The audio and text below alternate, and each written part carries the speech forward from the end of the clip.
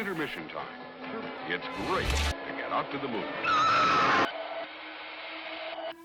Ethan, do you want to do a little intro of who you are, how you describe yourself, what you do? My name's Ethan Berger. I'm the writer and director of The Line, and that's what I do as of recently. Prior to recently, Yeah. how would you describe yourself? I directed music videos, and then I worked, but that didn't really make me any money. And then I worked for as an assistant editor, an editor, and then as a story producer in advertising. Sweet. This is a question we ask every guest. So if you've listened, you've maybe heard me ask this. But if you were to pick a movie that describes your life right now, what would you pick? The Sixth Man. And why? What about it? I don't know, On the Waterfront. Okay. And is it a certain plot point? Is it the vibe? What about it? I'm out here complaining to a priest and a pigeon about my life problems or something about my problems. Yeah, valid. Okay, so what I like to do for the listener to get a feel for you and your taste in movies is get to know what genres you like, what directors, actors. What was the first movie that you saw that made you say, I want to make something like this one day? My favorite director is Bob Fosse. Mm-hmm. When I saw that jazz when I was 21 years old, it changed my life. That's a fun answer. Yeah. I mean, he's incredible. I love all 5 of his movies. I love Liza Minnelli also, who's in Cabaret. Yeah. So you're drawn to the theatrics. I don't know. It's funny. I don't have a genre that I'm drawn to. I like a story that resonates with me and makes me feel things. Do you feel like you're someone who enjoys kind of character-based films, really strong character work, or it's more the overall kind of storyline? I feel like I like a little bit of both. Yeah. And I think that I can love a movie that's very character-driven, and then I can also like a movie like Dunkirk where you have no context about any of the characters, and that's kind of the point of it. Yeah, Dunkirk's a great movie. Yeah, and I feel like Dunkirk is kind of the whole thing amounts to this idea that you don't have to have context or know someone to value their life. Mm-hmm. And the performances and the narrative convey that message. Yeah, speak for itself. Sometimes I feel like I'm drawn to movies, especially indie, low budget movies that just feel like a slice of life, and there wasn't a huge point per se, but that's all it is. A story can just be a story, just a little snippet into someone's day, for example. It can be eventful, or it can be kind of a slice of life sort of thing, and it all depends on the story. And to me, a good movie intends to make you feel a certain way, and it does. And whether or not you like that feeling is subjective. We'll get into your movie in a little bit, but since this is kind of your first big break feature film, do you think that you have a style and a distinctive voice that you want to carry through to other films? Or are you kind of hoping that each project will be a little bit different from each other? I think there's going to be thematic overlap, and I'll have some of the same actors or crew, but the next thing that I'm doing is an adaptation of a novel, and it's totally different. Sweet. Yeah. When's that coming out? When's on the docket? So it's a book. It's based on a book called Early Work that's written by Andrew Martin, and me and Andrew wrote the screenplay, and we're finishing it this week. That's so exciting. Yeah. I can't wait to hear about it. Yeah. It's a book I really loved, and I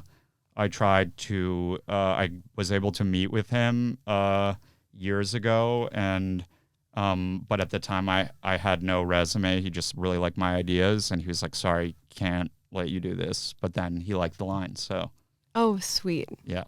Okay, so for general movie taste, you said you kind of flip from different genres. You're not someone who sticks to one genre. I have directors who I love. Yeah? You want me to tell you? Yeah, tell me some of your directors. Almodovar is one of my favorites. All About My Mother is one of my favorite movies. I love every movie that he made, from The Flower of My Secret until The Skin I Live In, I think is good, which is remarkable.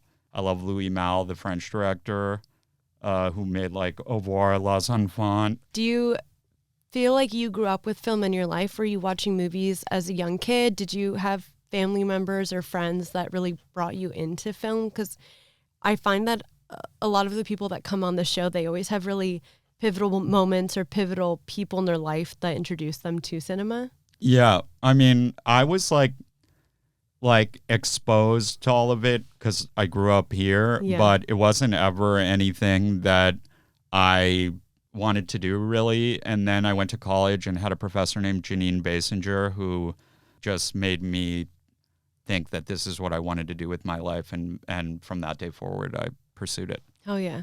Yeah. Is that teacher someone that you would say it was like a mentor to you, or is it just more of what you picked up from the classes? She was no more a mentor to me than like any of the, she taught at my college for like decades, and like I think has been a mentor to a lot of people, so I don't think like I'm special, but like the way we had no text and we would just like, the movie was the text basically, and we'd watch a ton of shit and figure out like how a director's like stylistic and thematic like ideas like evolved over the course of their year.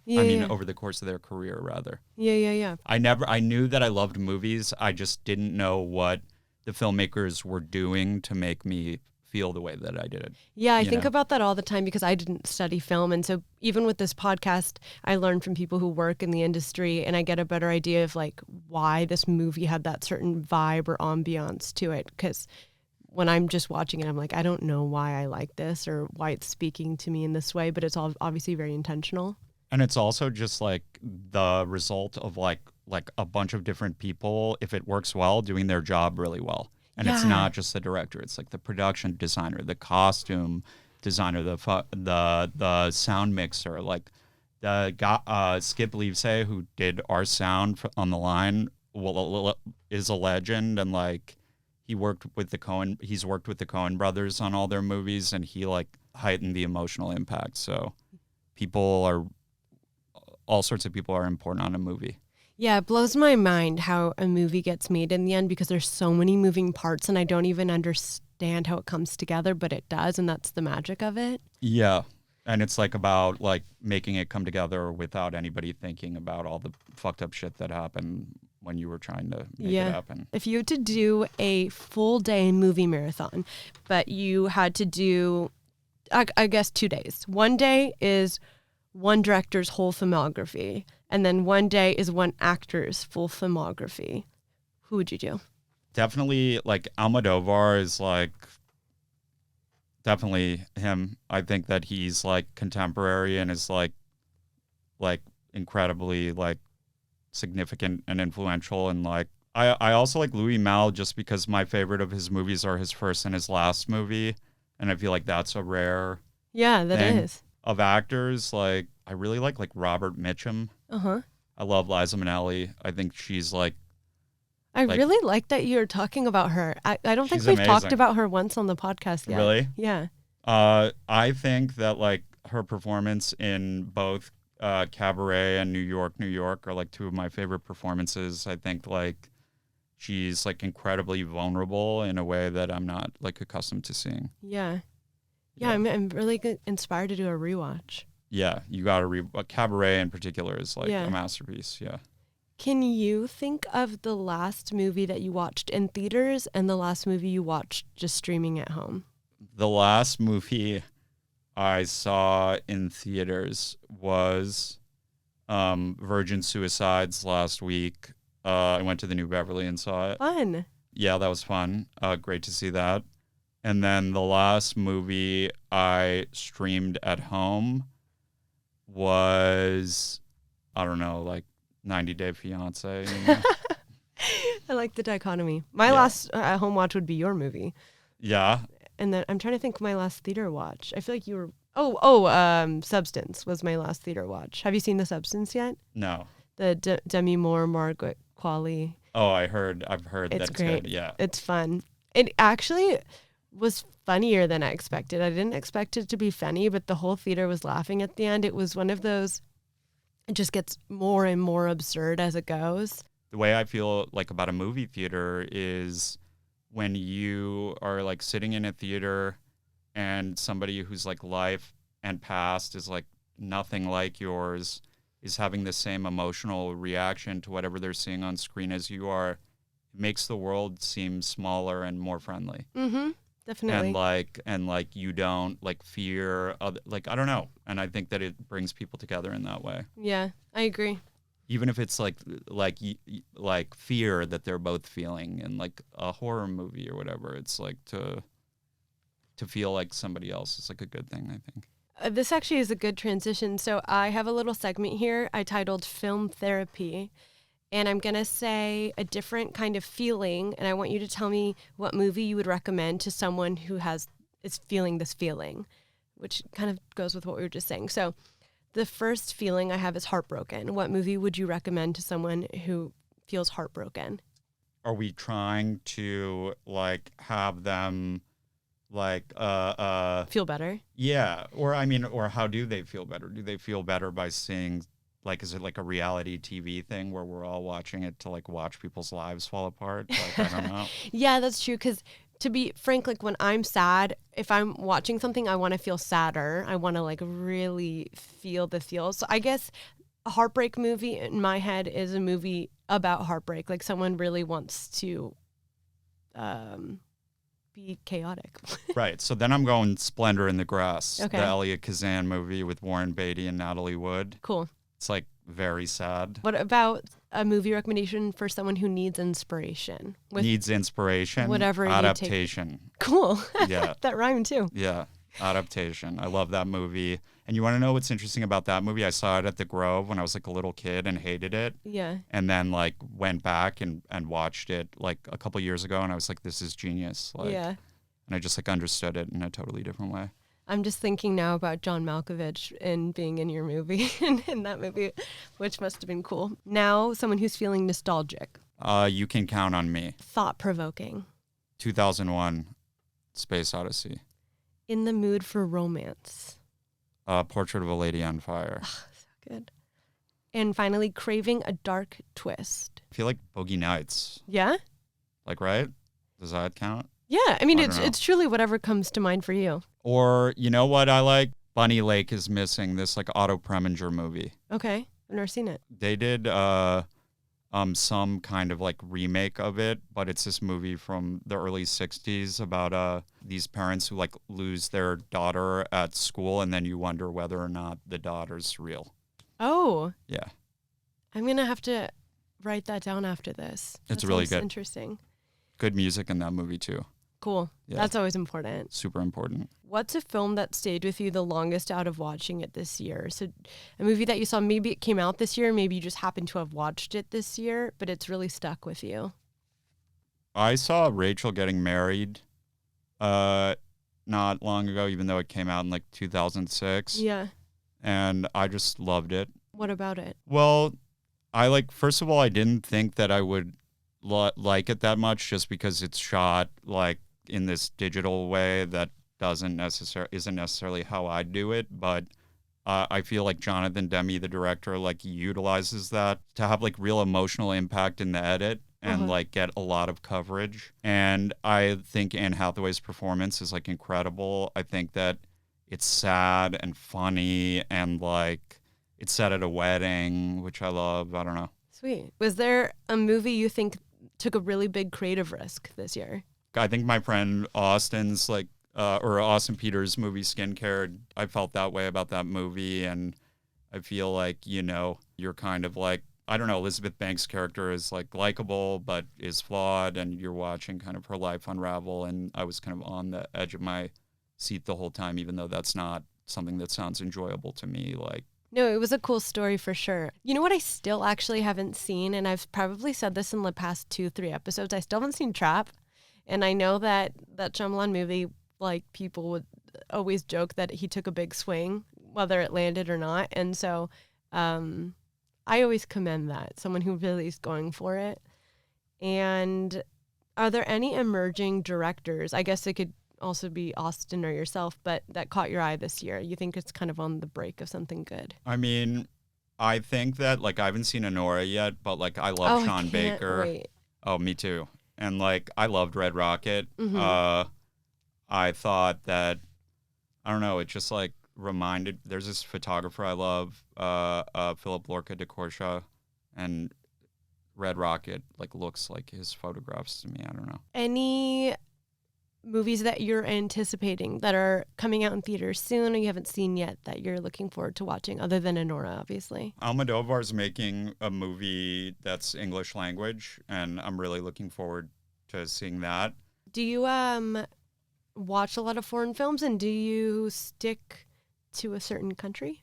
Definitely don't stick to a country. There's some Polish like directors who I love, like Kieslowski. Mm-hmm. I love Worst Person in the World and Joachim Trier's movies. Absolutely love.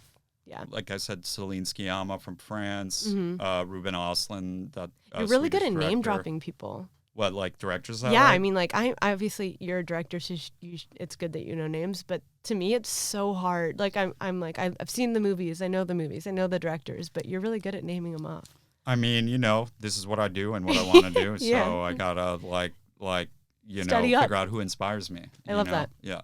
Worst Person in the World was such a good watch. I was so inspired by that, and it just felt so real, raw and real. What is that? What you liked about it? Just that it felt real. Yeah, like I like it when movies have characters that are kind of a little bit unlikable too. Yeah. Like this past year, I watched the film The Passages. It's so good. I think it came out either this past year or the year before. I think last year. And the main character is just so unlikable, but I liked it because it felt like a real person that I would meet out in the world, and it just felt genuine in that way. Because to just be so like happy, everyone loves you, life is good, just feels really disingenuous to me. To me, it's like all depends on what you're saying, and if you're gonna choose to make a movie about an unlikable character, you better do a good job. Yeah. You should 'Cause really it's watch like- this movie. I will. absolutely loved it. Yeah. But yeah, I Passages. just like flawed characters, I guess. And your movie has flawed characters Absolutely. for sure. Full Metal Jacket is a big movie for me that I'm like obsessed with. Yeah. Hell yeah. Full Metal Jacket's so good. It's so funny that there's just, I guess not funny, but there's just such bangers that people can undoubtedly say this is a film. Like this is a great film, whether it's your style of film or not. Like this was good, you know? And that, to me, that's one of those. Do you think you know right away, or do you think that it's like that can only be determined like when something has proven itself to be timeless? I think you can't always tell right away, because even in the episode where we were just talking about Harold and Maude, like that, people didn't like that movie right away. There's a lot of movies, especially art house films, that I think are weird and people don't get it until later. But they get it eventually. Yeah, and I feel like that's the thing that I believe. Yeah. Like let's take like Earl Sweatshirt. Mm-hmm. His best like music video in my opinion, like early on in his career, is like that video Hive. Uh-huh. And that's not like his biggest song, but over time it has the most views because I feel like people end up like, I hope it does. Yeah. What I'm saying. Yeah, is right, yeah. Zone of Interest is also one of those movies where I was like embarrassed to admit this. I walked out and I was like, I don't know what I feel. I know that this was a beautiful movie. Beautiful is a weird word. I know that this was a very strong movie, like well done and impactful, but I just didn't know how to feel right when I left. And then it was one of those that I just kept thinking about it, and I just loved it more and more as time passed. So, I mean, for me, it's like I like think I'm so impressed by that director, and by the way, who made Virtual Insanity, the Jamiroquai video, like back in the day, Jonathan Glazer. Wait, I actually didn't know that music video. Yeah, it's sick. But he's like an amazing director. Yeah. For me, like I don't like when I don't know what to feel at the end of a movie. Really? Yeah, I mean, but I also appreciate that movie and like what they're doing and like all that. Yeah. Okay, so now we're gonna get into your movie, The Line. Do you want to give a brief synopsis of the movie before we get into it? The movie is about a kid who like idealizes his fraternity as like the kind of like family that he's always wanted, and it's like a way to kind of like climb the ladder to him. And his sophomore year, he's living in his fraternity house, and his best friend of 1 year and roommate, he becomes obsessed with this pledge who won't conform or do any of the things that you're supposed to do to like earn your way into the fraternity. And the lead, Tom, is kind of like watching this war unfold between these two people and starts to question like why he's in this in the first place and whether he even feels connected to it, and ends up getting kind of like caught in the fray. And it's kind of like about what happens when you pledge allegiance to like institutions that have no allegiance to you, or what you do when your sense of loyalty and your sense of morality are at odds. And That was a great description. thank you. Was there a specific event or personal experience that made you feel like this was a story you had to tell and work on? I think there were experiences like that I didn't realize like influenced me, and then there were experiences like to me the major thing that influenced me was I was in a society which is just as like self-important and stupid as fraternities are to me. And then when I left Wesleyan, my roommate stopped being able to afford rent, and his friend from back home like moved into his room. Mm-hmm. Zach Perdeau, who has a story credit on the movie. And Zach was in a fraternity at University of South Carolina and started like telling me all these stories in our living room that I thought were like insane. And I don't know, I just thought like he had like ended up at this school and felt lonely and had like joined a fraternity for that reason, and that was like something that I could relate to. And yet, you know, it was kind of horrifying. And also, you know, like Paul Thomas Anderson's like one of my favorite directors, right? Mm-hmm. And it's like most of his like early movies like have a character who's like dissatisfied with their family, who tries to like reconstruct a family in a different form, whether it's like in Boogie Nights with porn, Mm-hmm. or like in The Master with Scientology, or, you know, and it's about kind of like realizing that doesn't just work, and that there are other sets of problems that come along with that. And I just felt like fraternities were like an example of that,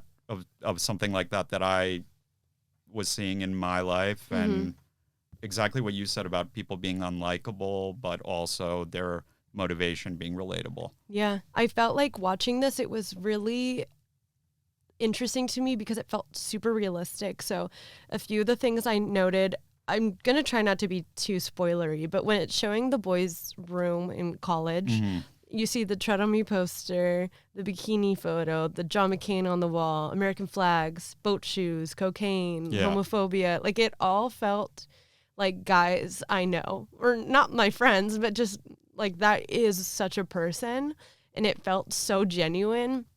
And also this was 2014, I think, is when this film takes place. And so that's when I would have been in college, and except I was in community college, but the music, everything felt just really on the nose. Is there someone who was a part of your film that was focused on influencing, nailing that authenticity? 100%. Well, first of all, me, because it's like at the end of the day, you can't just like make what you know or write what you know if you do fiction, or like you make like narrative. Like you have to like learn about what you don't know, first of all. And then also like Alex Wolff is incredibly dedicated, and like me and him went to University of South Carolina to get him ready. Yeah. And that's where we met Mason, Nick, and Sal, who are in the movie. And they were in a fraternity at University of South Carolina, met me and Alex there, and I told them that we were making a movie and that the messaging was going to be critical of fraternities, but we were going to do it in a way where we weren't like looking down on everybody. And it resonated with them, and they decided to do it, and I'm friends with them. So Sweet. You know what it reminded me a bit of too? So where I'm from, like high school in my early 20s too, there was so many people that had this whole ambiance to them. Like they drive a pickup truck, and they act like they're like kind of from a farm town, and they're a little bit like like the kind of guys who would be like, I don't know, doing dip or chew or whatever, but they're like wealthy, like their parents are like heads of tech companies, and it's just kind of like this mixed bag of people, and I just felt like I knew them, and so that was cool to watch something that felt very legit. And then the music too, like the I'm Blue song. Oh yeah, well the frat that that was next to me in college, Beta Theta Pi, for Hell Week played I'm Blue for all the pledges. They had to live in the house and listen to that song for on 1 repeat, week. Yeah. And I would walk past it. So like that's literally stolen A from real something that I experience. saw. Yeah. How funny. You mentioned Alex Wolff, but yeah, the cast is stacked. So I'm going to go through a few. You have Alex Wolff, who people would know him from Hereditary, Pig, Oppenheimer. I know him from the Naked Brothers band. Yeah. And John Malkovich, Insane, being John Malkovich, Burn After Reading, adaptation we talked about. You have Halle Bailey, the Little Mermaid herself. Yeah. Also crazy that she was in this. Austin Abrams, I recognized him from Euphoria. He was also in Paper Towns, which is Alex's brothers in that. Yeah. Nate. Yeah. Do Revenge. And then Lewis Pullman, who is in skincare. Yeah. Outer Range, I think, is kind of what a lot of people know him from right now. Or the lessons in chemistry. Yeah. Yes, actually, that's the one that I think. Yeah, he just got nominated for an Emmy for that. Yeah, he's super cool. exciting. I think he's gonna be like huge. Yeah, I mean, I think your whole cast they're is all like gonna really have crazy careers. And then obviously, like you have Angus Cloud in here, which is wild. So for listeners, Angus Cloud is no longer with us. I love that guy. Yeah. Like, I feel like I'm so heartbroken, and like what I can say is I've been able to like create friendships with a lot of the people who meant a lot to him, whether it's his sisters Molly and Fiona, or his best friend Heem, who I met with him at a pizza place and now am friends with. Like I don't know, like I remember him through those people, and I think his performance in the movie is amazing. I think that, like, let's put the part of like him being the most like authentic, like doesn't have an insincere bone in his body thing aside. You can just tell it bleeds through the screen. Yeah, like, but that's why people love his character in that show, because it reminds them of somebody they know, and he like. To me, in our movie, he makes the fraternity much more likable. Mm-hmm. And like the other thing I'll say about him is like, all of the people who are close to him know him as Connor. Mm-hmm. They don't know him as Angus. Mm. I don't know. He's just kind of a warrior, and like, it's remarkable to me that he like, I don't know, was just as talented, and I'm gonna miss him forever, and it sucks. It's really great that you guys got to connect on this film, though, and it was really cool seeing him in this movie. How long ago did you film this? We filmed it in January of 2022. Okay, wow. And so as we were filming, Euphoria season 2 was coming out, and it was really like overwhelming for that reason for him, but also like I don't know, I just feel like you said blessed to have had that time with him. Definitely. Yeah. He did such a good job in the role. The whole cast, I just truly was like, this is a really special cast. And it's cool that everyone is in that, I don't know, in that, obviously they're in a fraternity in this movie, but you sense like the group mentality, which is either for better or for worse, obviously. Something I wanted to ask, how was it premiering at Tribeca? It was cool. Were you nervous? Definitely. Very nervous. Typically when people make a film, they have a certain expectation of what people will leave feeling, or they want them to take away from the movie. When you got feedback from people watching The Line, did it line up with what you expected it to be? My expectation for myself was to make it good. Yeah. And because I know that, like, particularly with your first movie, it's like you have to make it good if you want to have a career. Mm-hmm. So that was always my intention. I mean, one thing that was really interesting was a lot of the people who approached me at the screenings were women, and the movie is, of course, about men. But I feel like, this idea that, like, men like measure their masculinity by how much trauma they can endure is something that like women understand too. And like have been, you know, exposed to probably. And so I guess just like realizing that the movie isn't for who it's about necessarily. Yeah. Yeah, that is interesting. Did you have specific actors in mind for certain roles in the beginning? What happened was I got sent in with the script after, like, we wrote the first draft in 2012. Mm-hmm. And then in 2018, a producer named Laj Sarkey took me into these agencies, and they gave us like lists of actors that we could send the script to. And I chose ones, like I had just seen Hereditary and thought Alex was like phenomenal. Yeah. And so I was able to get a meeting with him, and then he responded to it, and he was like, you should cast Austin Abrams. And then he set me up with Austin, and then I watched Euphoria and was asked Angus's agents after season 1 if he'd meet with me, and like we met, and then 2.5 years later when it was time to make the movie and we asked if he wanted to do it, he did. So That's awesome. yeah, it was a lot of or like the Halle thing, like we asked her agent and she said she'd take a meeting, and then it was done. So sick. Yeah. So, but it kind of was like a thing where I feel like getting certain actors on board then convinced other people that it was worth taking a risk on, which it was. It was a risk to work with me, but it paid off? I think so. Okay, so a theme that I kind of took away from this movie, I pulled out a couple, but class differences and white privilege. So for example, Alex Wolff's character, Tom, and his best friend, Mitch, like you said, Mitch is his best friend of 1 year from college. Kill somebody and get away with it? Like, I mean.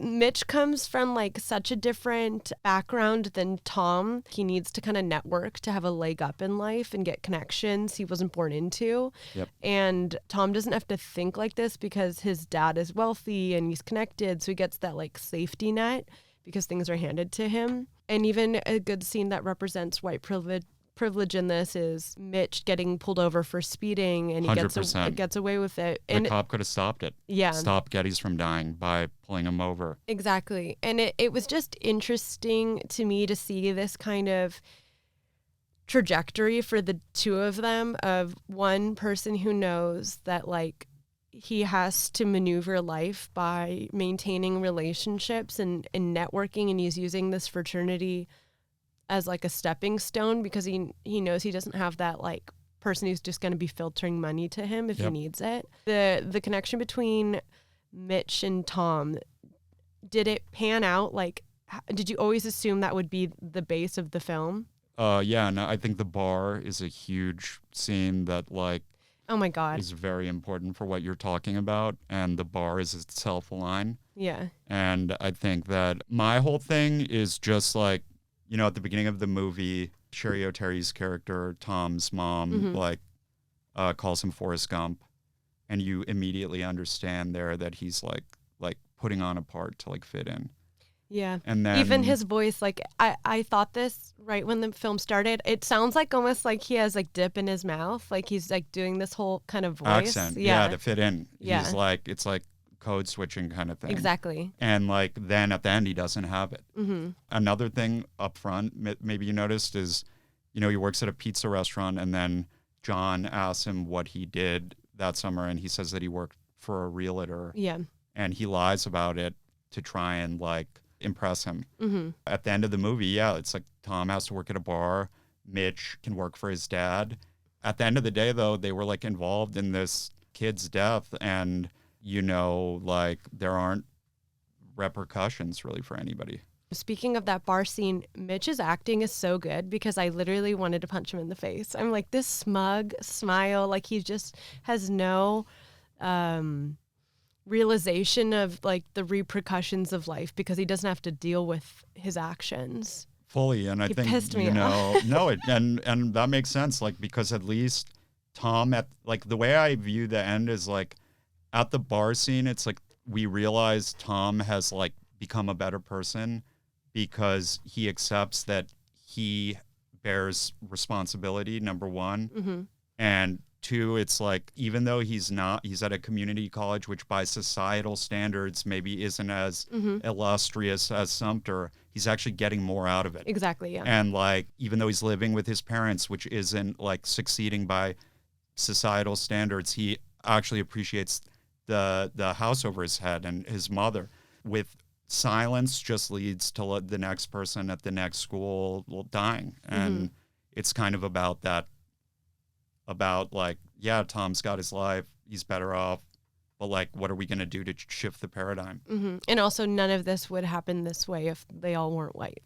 Fully. I mean, fraternities have just been like white guys like dressing rich or being rich for however many years, or they're segregated. And it's like, you know, like a big thing to me is like a lot of tradition we don't question, and like we just like accept it as tradition, and it's stupid. You know, this is some antiquated shit, and like that doesn't mean I wouldn't have joined a fraternity had I gone to like a million schools where that's like where people, because I cared about people liking me.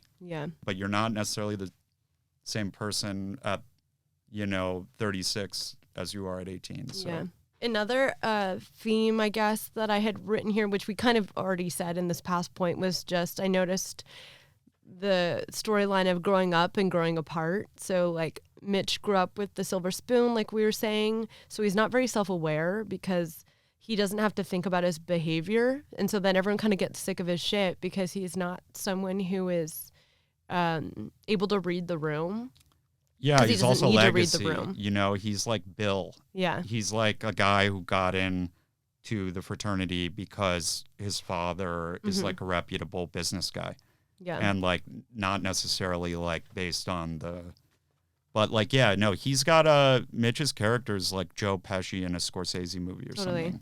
It's funny to see like Tom's loyalty to him, but to a point, right? Because it's like, this is my friend and I care about him, but also like they're outgrowing each other. And then it really, obviously, once it goes to that trip that they do where they're doing hazing and they're not supposed to be doing hazing, that's when you really see the divide between them, because it's now coming to a point of like morality. But that's what I mean, is they're friends of 1 year, and I guess a lot of people would argue, well, they're closer because they had to endure hazing together. Yeah. And it's like, if we're gonna like use trauma as like a way to like value that relationship over another, that's stupid. The hazing scene that kind of goes haywire, and it's like the tonal shift in the movie.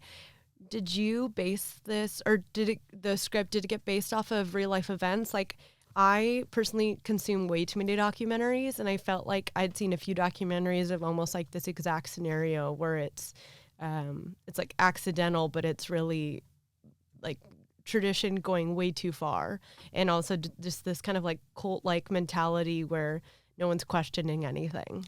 Yeah, I mean, it's based on like, it's the thing that happened was we wrote it in 2012, and then things happened that felt eerily similar to what we had initially written, and like this, there was this thing that happened at Clemson, and it's like watching things happen that felt similar to what we had done motivated me to stick with this. Yeah. To be like, I don't know, I just feel like something becomes more accessible to people like through like fiction, because it's like, you know, there's that quote, like, fiction is the lie through which we tell the truth. I don't know, I feel like it helps them to like have some distance. That was like kind of all my thoughts and points that I came here specifically with your film. I had a really good time watching it.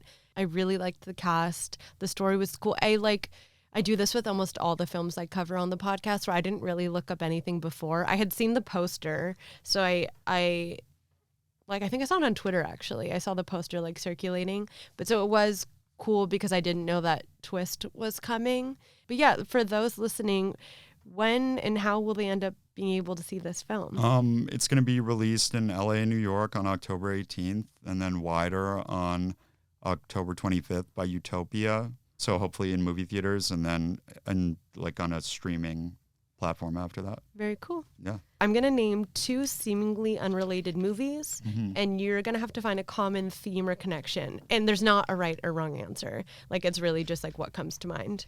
Get Out and Rosemary's Baby. Claustrophobia. La La Land and Whiplash. Well, director for one, same director. Oh, I know. You know, it's like a stage musical is Whiplash, and then the other one's like a conventional, like kind of like Gene Kelly, Fred Astaire kind of musical. Lady Bird and Boyhood. Adolescence, like coming of age. I don't know, like Boyhood captures like Austin, and Lady Bird. I love the way Lady Bird captures Sacramento. Totally. And I feel like, what I love about Lady Bird is like it's very hard to make a car scene like cinematic, and there's so much emotion there. Yeah. And and just the fact that you're like, that's Sacramento, and like like when a movie, like I like see Spain in my head as like an Almodovar movie, because it's like all his movies are set in Madrid, and like I love when a movie like captures a place like that. I completely feel the same way. Yeah, there's nothing like romanticizing a city or just like really understanding the city that it takes place. Yeah, and like Sacramento is like a major city with a lot of people living there, and it's like great to like see your city then like represented on the big screen in a way that like where other people can get totally. It. Yeah. Now I'm thinking, I'm like, I wonder if there's a San Jose movie. Oh yeah, definitely, right? There's got to be. I feel like there must be. I don't know. All I know is like we have that Dionne Warwick song, Do You Know the Way to San Jose? That's my jam. Oh, love her. Okay, my last one I have, I don't know if you'll see in the second movie, Ratatouille and then Julie and Julia. Do you know what that is? Yeah, but I do know. What is that again? It's Meryl Streep is in it, and it's about Julia Childs. Yes, exactly. Julia Childs is a legend. Mm-hmm. I don't know, food. Like, yeah, food. Everybody Cooking. loves food. Yeah. Julia Childs and Ratatouille. That movie's cute. I need to rewatch it. Julie and Julia. Okay. What's a movie you saw this year that like blew your mind? Oh my gosh, the other night. It was the first time I'd ever watched After Hours, the Martin Scorsese movie. Mm. I'd never seen it, and I loved it. I loved it so much. What'd you like about it? It felt like a thought that I've had before, and I think a lot of us have had, of like something going wrong and it keeps going wrong. It also reminded me of when I first lived in San Francisco, and I had never lived in like a city before, and I got locked. The first day I moved there, I got locked out of my building because I didn't realize like all the gates close as soon as you leave your gate, like the front door, the gate, everything. And then I got a parking ticket, and it's just the idea of like being in a city and you don't have like a safety net. And you're at the mercy of the city. Yeah. And so I really liked that feeling because it's so true. Like I can totally, even when I moved to San Francisco, actually, I remember thinking if my phone dies, it's so dumb because it's a 7 by 7 mile city, but I have no perception of like location. Now I know SF very well, but I thought if my phone dies and I don't have my car and I don't have my keys, I'm fucked. Like I'll be lost and I won't know how to do anything. And so anyways, After Hours just felt like super relatable and funny, and I love plots that have a ton of tie-ins, like where characters are all connected in a way. It was just fun. I was like, how have I never seen this? I was having a great time. Yeah. It really captures like a New York, I feel like, and that period, the 80s in Scorsese's career is like really interesting. I think King of Comedy is like one of his most underrated movies, and which I think he probably made a couple years before. But I think that like what also just like a movie like After Hours and like Do the Right Thing and movies like that like capture New York in this really authentic way, and just like we're talking about Sacramento. So yeah, I love that. Yeah. Well, I had a lot of fun talking to you. It was so much fun talking to you. Yeah, appreciate it. And watching your movie, and I am excited for the listeners to watch your film. If you were to leave one movie recommendation for the listener to throw out there, what movie would you recommend? There's this Italian movie called The Best of Youth. Okay. That came out, I believe, in 2003 is when it came out. But I remember it was at the Beverly Center, and it's part one is 3 hours, part two is 3 hours. It's about these two Italian brothers, and it's just unbelievable. Sweet. It's like compelling for 6 hours. Yeah, that's a long time to be compelling. So 100%. Impressive. Yeah. Cool. Okay, so if you're listening, watch that. Let us know what you think. The Best of Youth, yeah. And now it's time to get lost. Good evening. If you enjoyed this episode, be sure to leave us 5 stars on Spotify, Apple, or wherever you get your podcasts. To stay in touch, follow our Instagram page at It's Intermission Time and share with your friends. As always, Intermission is produced by Jazeel Chu and Olivia Dean, and of course, hosted by yours truly, Megan Braun. This episode is brought to you by The Synagogue.